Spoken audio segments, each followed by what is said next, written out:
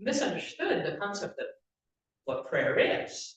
It's not a place you go or a space you find. She said it is within you that to speak with that you hold most dear, that concept of spirituality. And I was like 8, maybe. We had this conversation, and I remember thinking, okay, so there is something I can think about while they're talking. All right. Because that was my problem, is so I remember learning early on that the place for peace, for finding peace, was not out there. It was not in some perfect spot or some quiet moment, but in silencing the voices inside me that would keep me from that, and connecting with the one that I connect with makes it able to be in my life. So when I heard this song, I was in high school, and I thought, oh, wait, did Mom write this? Okay. It's called Quiet. There is a quiet place far from the rapid pace where God can soothe my troubled mind, sheltered by tree and flower, there in my quiet hour, with God my cares are left behind,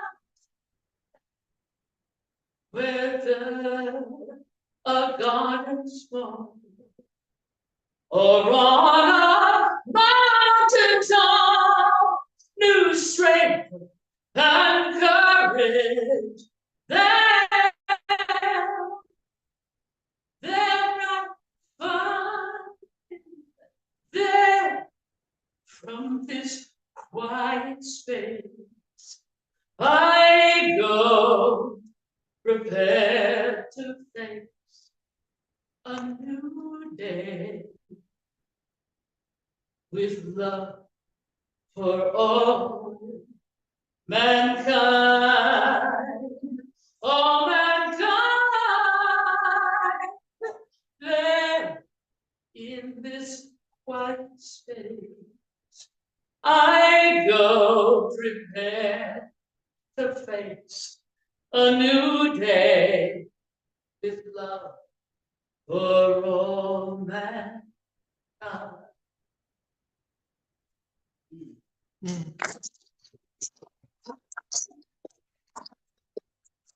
Thank you, Darci. That was beautiful. And now today's speaker is our own Reverend Dr. Ruth Miller. And as you probably know, she's independent ordained New Thought speaker, minister. And the platform is yours.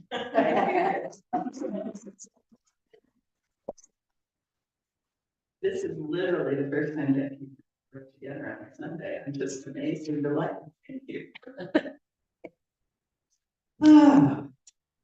So our topics each month are provided by the Unity calendar, and some of you got those in your envelopes this last week. And there's still a couple in the place. And Unity said, oh, yes, well, in January, we are honoring the fact that I am peace. Now, how many of us have ever felt like I am peace? Really? Okay. So I know that through the month you've been hearing a variety of things, including what I was doing at the beginning of the month when I talked about Epiphany, which is why I didn't know that you didn't know. It's like I wrote it away, wrote it, doesn't say way through games. Oh, well. So what does it mean to be peace? That was the question I've been sitting with all month. And actually since the middle of December, when we realized this was the topic. What does it look like, feel like, and taste like to be peace? Now we know, as Darci just beautifully expressed, and I'm thinking we need to make that a theme song. that there is that quiet place at the core of our being, where when we get there, we feel that peace. And we don't need to necessarily go to a river or a mountain. We can go into that place and feel that deep peace, the peace that passes understanding that we sang about in the other song, which is a phrase from one of Paul's letters that is also attributed to the Buddha. Because when we go into that deep place, where we're not wrestling the issues and thoughts and feelings and concerns of the world around us, there is a peace. And there's no logical way to explain it. How can I logically explain that in the midst of whatever is happening out there, I'm experiencing peace? It passes understanding. Oh, nice. Yes. To be able to go into that quiet place inside us. Now, if you don't have a technique for it, what I use on Thursdays at 2 p.m. on my Zoom, you make sure welcome to join, is a deep breathing. We do 3 long, slow, deep breaths. And like that place.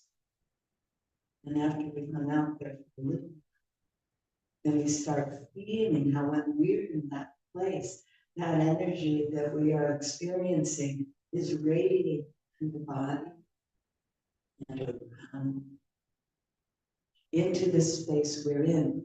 And you all know what it's like. Sometimes when you come in here, you can feel the space of peace that has been created by the people who live.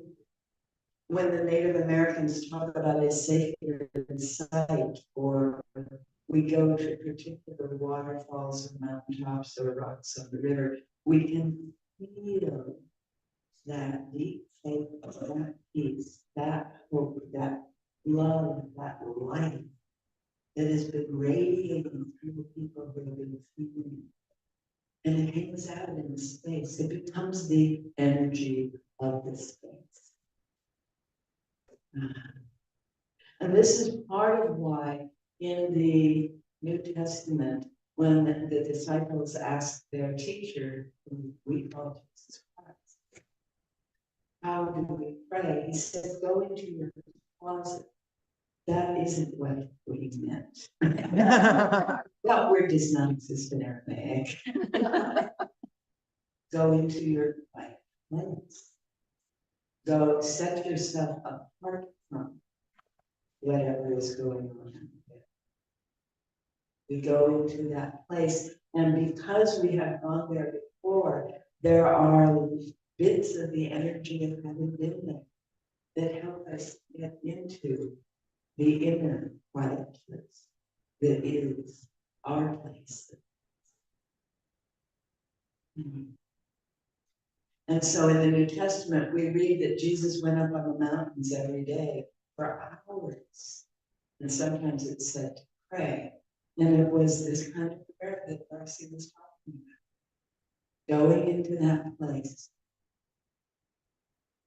where all the qualities of the divine are. And because we're going into that place inside of us, that means all the qualities of the divine are in us. Whether we call it peace or beauty or order, joy or life, love, or any of these other powers that Fillmore called the 12 powers of man, and Hopkins called the 12 powers of God. They're one and the same. They are in us, available to us whenever we go into that point.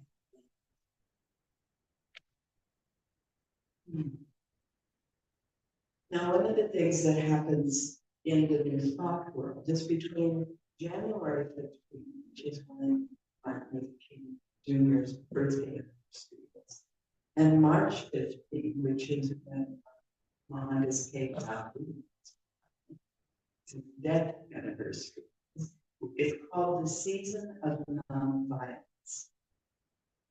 Because because the two of them practiced a way of changing the world that was to show up without an ounce of violence in our heart or in our mind, but absolutely clear that the people who are around us know that what is good for us is also good for them. God called it satyagraha, being the peace, being the loving peace. It was much more than simply passive resistance, which is what it was originally called. That you're going to try to do something to me, and I'm going to resist you without fighting back. No, no. Gandhi said that he came to this understanding that only because he loved everyone out there, whatever they seemed to be trying to do, as much as he loved himself and those he was close to, could he show up in a way that could transform the situation. Now, those of you who saw the film, we saw elements of that in it. And poor Ben Kingsley, he's been stuck in that role for the rest of his life. He's been villain in a lot of movies. Yeah, to be that peace, to be that love, to know without a doubt that the love is what is real. That is the truth that we sang about in the songs we've sung. Love, God as good, as life, as love, as peace is the only reality. A principle that is sometimes hard to remember. It's the only reality. And nothing else has any power, no matter how big it appears to be. And one of the things that helps me with that is a scene from an animated film of T.H. White's book, The Once and Future King, Walt Disney produced. And there's this scene where Merlin and Arthur have been playing around in the forest, and Arthur's been given all kinds of opportunities to experience being an owl, being other forest critters, and it's wonderful. But they wander a little bit too far into the forest. And in the animated version, they come too close to the forest witch's hut. And she starts giving them a very bad time. Now, Merlin is not a very young man, and the forest witch is not a very young woman. And so what we see in the animation is this old man and this old woman, and they've got wands, and he's flashing his wand at her, and she's flashing his wand at him, and they get larger and fiercer and larger and fiercer, and finally they're two dragons, and they've taken over the whole space, and they're fighting each other, and then they run out of energy, and they're just an old man and a old woman. I love that scene because it helps me remember. It may look like a dragon, but it's really just an old man or old woman. It's someone who is not wanting their way to be infringed upon. It's someone who is afraid of who I might show up as. It's someone who's trying to make me be afraid of them. It's just someone who's a little lost and a little, who wishes it could be different from what it's right. And then I realized that that's just a story they're telling themselves. Because in truth, we all have all of the powers of the divine. We all need to simply go to that quiet. We need to remember whenever the story around us, the appearances around us seem to be telling us it's not okay. Wait a minute, can't be so. There's only one presence, and that presence is good. So if it doesn't appear to be good, it must not be real. And in fact, when I used to teach the Course in Miracles, and people would always be saying, asking me, how do I know if it's real or not? And what I got in the habit of saying was, if you can sense it with your five senses, it's not real. What? This isn't real? This isn't real? This isn't real? Sure looks real. Sure acts real. How come? Right? But our senses are filtered by our perceptual framework. All the thoughts and ideas and stories that we tell ourselves about what life is and what the world is are determining what I see. And frankly, I don't see much of you if I look through this filter. I need to, over time, modify that filter so I can see clearly and know the truth, regardless of what my senses are telling me. There are some recordings of observers during that very short period in Rome when people, there's something to do. When that very short period in Rome where people who were called Christians or called themselves Christians were being persecuted pretty violently. It was a very short time, and we like to think of it as going on forever. And it went on for a while, and during that, a few dozen Christians were put down in the Colosseum. And during that time, we had this marvelous experience, they thought it was marvelous, of having the biggest arena in town where all of this wonderful violence happened. That's the gladiators arena. That's where bulls were fighting each other and lions were fighting each other and prisoners. And for some reason that has to do with the nature of empire culture, people needed that much adrenaline to feel good. And thousands of people would sit in the Colosseum to watch the violence. And that unfortunately continued for a very long time, several hundred years. And we still have some of that today. It's called movies, action films. I need to watch an action film that's real good. I need to play one of these war games to feel good. Wow. That's not peace, is it? Well, some of the people who were managing the Colosseum at that time, and some of the people who were witnessing what was going on at that time, wrote about their experience. So in that time around 200 AD to 500 AD, whenever people were being thrown to the lions or the gladiators were going to shoot them with arrows or whatever, people would go in as prisoners. That would happen to them, and some of them were Christians. And apparently, at that time, when people of faith were thrown to the lions, when those lions started charging them, they didn't see lions. They were so full of the faith that God's good was all there is, and that what they called Jesu Christ was there for them. They saw angels coming to lift into heaven, not lions coming to rip their bodies. Woo. And it turns out that when a few of them went through a process of being lined up in the Colosseum, and the soldiers had their arrows, shooting arrows at them, kind of like fireworks. They didn't see arrows. They saw flowers, blossoms of heaven, and they felt lifted into heaven. They never felt their bodies being killed.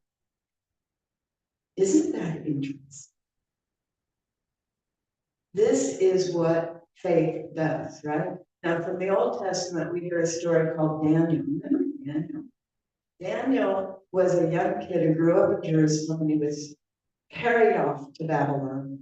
And about a couple of dozen of these kids who were from rich families, priests' families, were carried off, and they were kept in the king's household, and they were required to live like the king did. And Daniel said, no, I'm sorry, I can't eat that food. That's not what the Bible said. That's not what Torah, what Moses' law said. And the king says, you will eat what I tell you to eat. And he goes, I'll eat the vegetables and fruits. I'll eat the beans and grains and the nuts. But I'm not going to eat all that.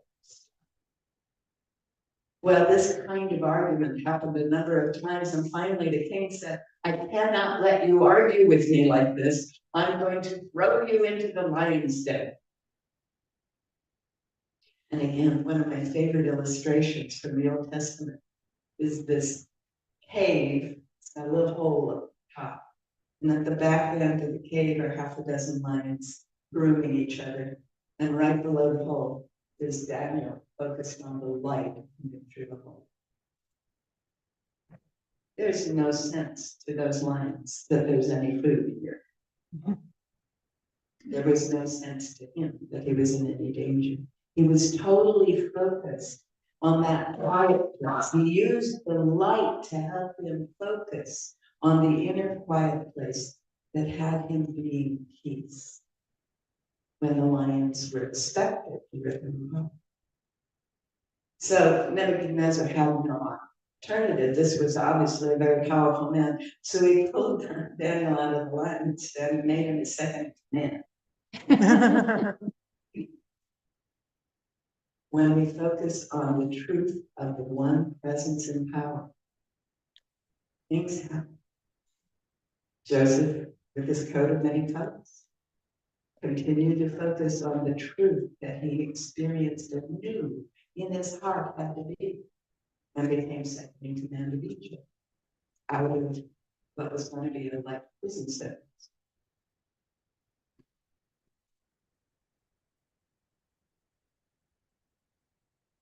Being in peace, focusing on the peace within us, holding on to the idea that someone else that I'm encountering is also peace, can be the key that transforms our lives, individually and collectively. It transformed India from a colonial power to one of the leading nation states of being for peace. Unfortunately, after they got peace, after they got free, they kind of forgot that. But still, that drive to be fully free made a huge difference in their lives. And the training of satyagrahi, people who follow what Gandhi called satya, leading the love of peace, is still going on. Gandhi's grandchildren are still teaching. And there are schools in India where you can learn the techniques that he taught to help people stay in that state of knowing, regardless. So Gandhi was working in the 20s through 40s. And a young man was born in 1929 and worked until 1968. And we know him as Martin Luther King. So he grew up watching Gandhi transform India from a colonialized colony of England to an independent state without acts of violence. So when the people around him said, we can no longer put up with the Jim Crow laws that were put in place over the last 20, 30 years that require that Black African Americans or anyone darker skin color be treated differently from any European colored person, he realized there was only one way that was going to work.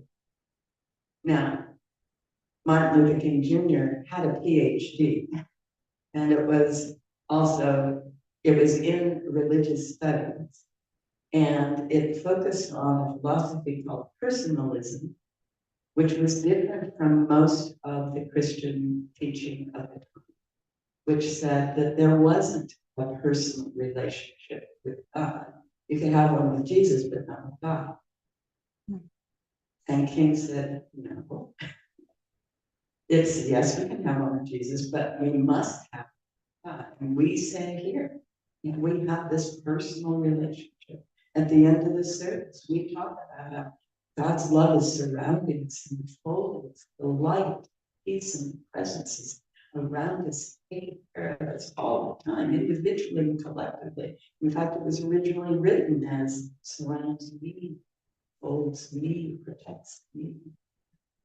So personalism was where King was coming from during that time when it became clear that his great skills as an orator, he had won prizes in high school, were coming to the fore.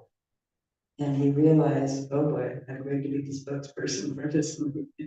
I don't want to do that. Oh, my family are going to be in trouble. Oh, I don't want this. And what did he do? He went to the quiet place, that place inside, where all of the powers of the divine are fully available to all of us. And he did that every day, as Gandhi had before him, as Jesus had before him. And in that place, he found the peace, he found the strength, he found the will to continue the process. And continued all the way up until the month before his 40. Can you believe that? He did all of that between 26 and 40. Most of us thought of him as a much older man. That's because he grew a mustache at 19. So.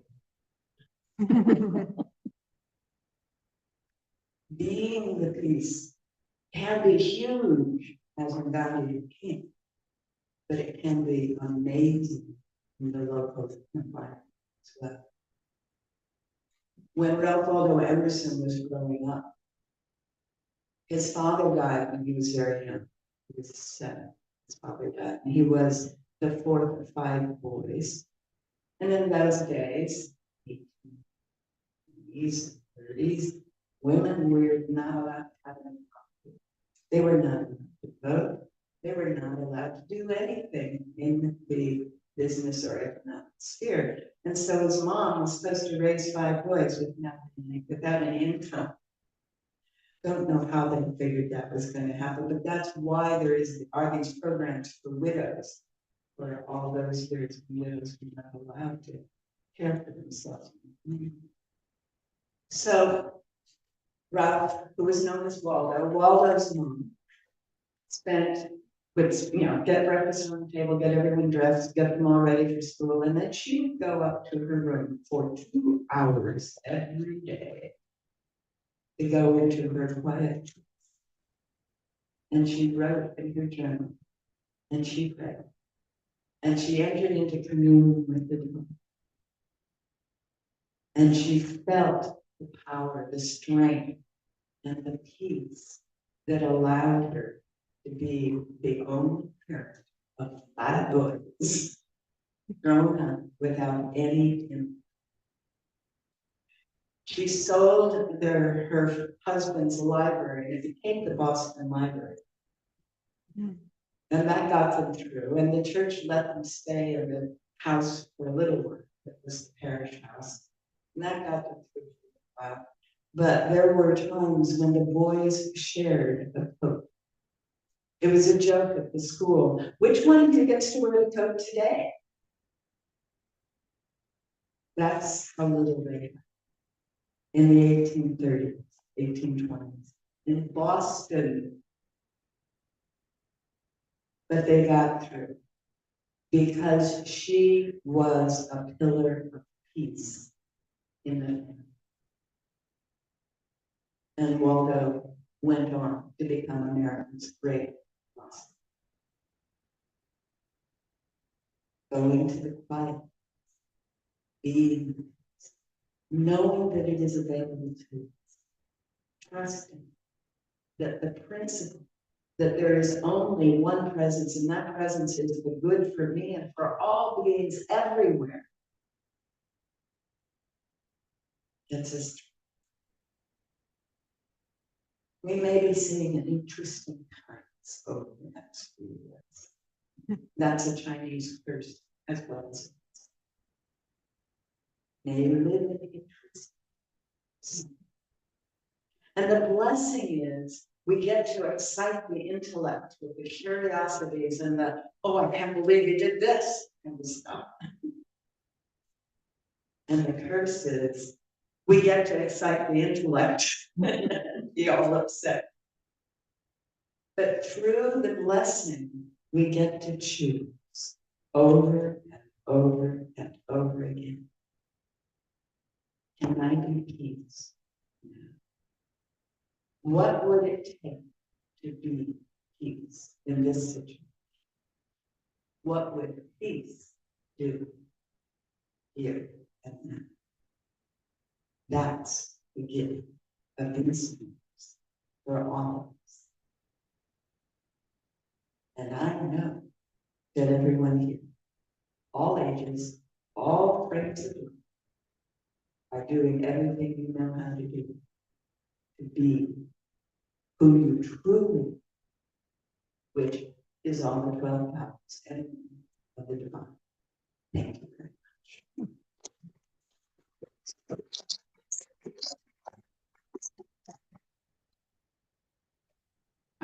I'm just breathing a couple of times to kind of get to that quiet place before we let Darci sing a little bit. Yeah. So that's just to give you a taste of what happens on Thursdays at 2 on Rising. Just relax the body in the chair. You can do this, guys. I know you can. We're going to take 3 long, slow, deep. So 1 long, slow, deep breath to relax the muscles. Go all loose, like a chair.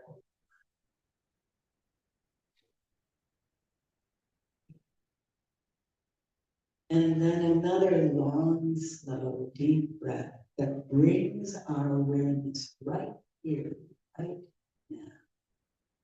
Feeling the chair, feeling the body, feeling the air, hearing the voice, just being here, right?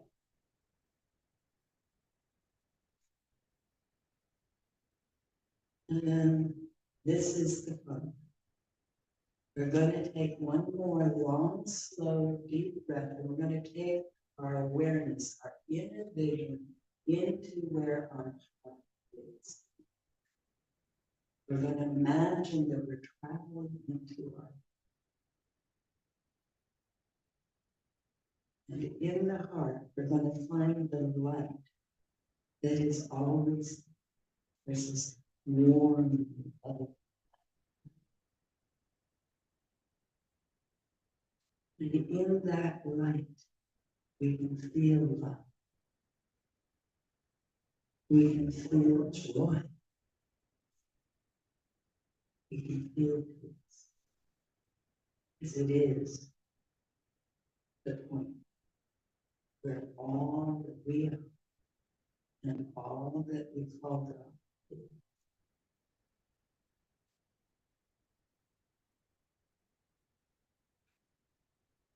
And as we pay attention to that wonderful warm light in the heart, we can feel it, we can almost see it expanding from the heart through all of the cells, like we're on a fantastic way, moving in through all of the cells in our skin, the cells in our mouth, the cells in our organs, moving with the blood and the other fluids. That wonderful light that is our life.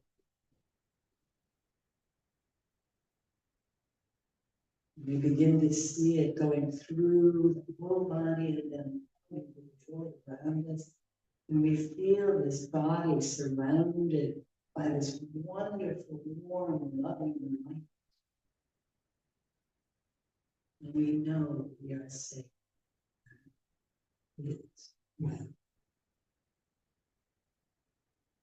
And it expands further with every breath. Filling the room, filling the community, filling the whole area, the region, the valley, crossing the continent to the oceans. This love, this light, this peace Until we can in our minds hold the whole time in peace and joy. That is doing. Let me take another breath and bring our attention back to the body. And then we take a cleansing breath and bring our attention into the process that we're in that's called Unity of Beaverton. And it's Sunday morning. And we are so glad to be, because we are among people who understand and share this. So it is. That's why I say all right. I'm going to start the offering and then we're going to let you sing. Okay, Darci? I love that. So all the wonderful people who share their insights and music with us each week remind us we're part of this greater whole that we were just feeling, right? And that power and presence is working in our lives in the universe. And it is, as we said in our affirmation, generous. And we must therefore be generous, right? Because we know as we give, we receive. And so let us together say our offering blessing. It's in your bulletin. Divine love, moving in and through me, blesses and multiplies all that I am, all that I have, all that I give, and all that I receive. Thank you. Sometimes I think we make too much over our search for God. We build a building and declare him there. We find a quiet space, all sun and air, and search the stillness for God there. But where is God? God is everywhere. In busy places where we meet, in every shop, along the street, in every house, in every little town. God doesn't hide nor settle down in just one place. God's all around, thank heaven. God can always be found everywhere. Yes, even in the noisiest places too, God does abide. He is alive there inside of you. It's such an inner secret joy to talk with God, to know his peace, to feel the loving spirit bless our ways, to see within our busy days the evidence of God's loving ways, and so to sense that God's presence is everywhere. Oh yes, even in the noisiest places too, God does abide. Always is alive there inside of you. Oh, it's such an inner secret joy to talk with God, to know that peace, to feel the loving spirit bless our way, to see within our busy days the evidence of his loving ways, so to sense that God's presence is everywhere. And so I sense that God's presence is everywhere.